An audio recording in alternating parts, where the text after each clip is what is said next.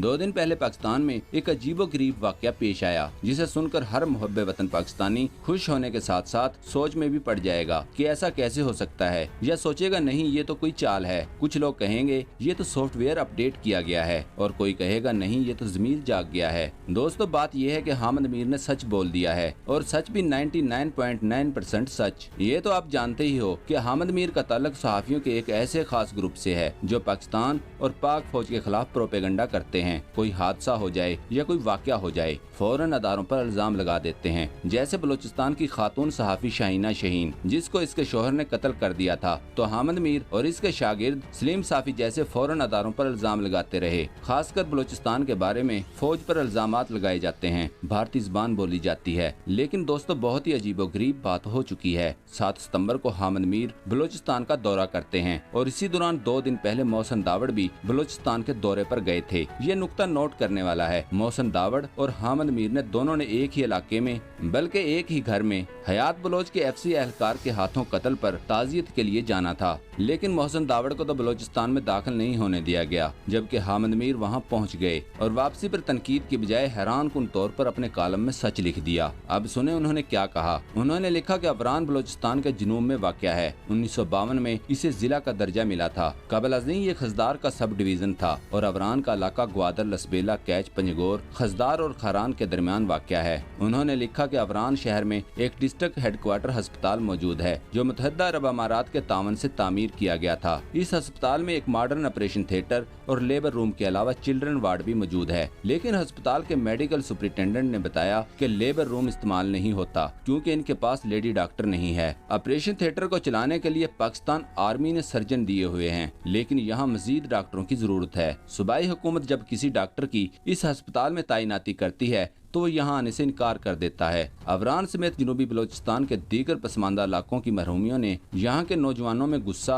और बेचैनी पैदा की है, जिसे पाकिस्तान के दुश्मन अपने मज़मूम मकासद के लिए इस्तेमाल करते हैं। हामिद मीर ने कहा कि यहाँ के नौजवानों को असलहा, बारूद और पैसा इसी रास्ते से मिलता है जिस रास्ते से कुलभूषण यादव पाकिस्तान आया। और अवरान में मुकामी लोगों ने बताया कि यहाँ FC वालों ने एक स्कूल बनाया है और वहाँ आर्मी एजुकेशन कोर के असातिज़ा को पढ़ाने के लिए लाया गया है। हामिद मीर ने कहा कि अजीब बात थी कि अस्पताल को डॉक्टर भी फौज दे, स्कूल को असातिज़ा भी फौज दे, तो फिर सूबाई हुकूमत क्या करती है। ये कोशिश भी की जा रही है कि मकामी लोगों को FC में भर्ती किया जाए। इस मकसद के लिए मकामी नौजवानों को कई रायतें दी जा रही हैं। पंजाब, खैबर पख्तूनख्वा के नौजवानों के लिए FC में भर्ती के लिए कम से कम FA पास होना जरूरी है, लेकिन FC साउथ बलोचिस्तान ने मकामी नौजवानों के लिए मिडिल पास होने का म्यार मुकर्रर किया है और कद के मामले में भी सहूलत दी है। यहाँ FC साउथ बलोचिस्तान के अफसरान से बात भी हुई। उन्होंने बताया कि हमारे वसाइल महदूद हैं, लेकिन हम अपने महदूद वसाइल में मकामी लोगों को सिर्फ स्कूल और दस्तकारी सेंटर नहीं बल्कि दुकानें भी बना कर दे रहे हैं। हामिद मीर ने लिखा, गुज़श्ता दिनों तुरबत में एक अफसोसनाक वाकया पेश आया, जिसमें FC के एक एहलकार के हाथों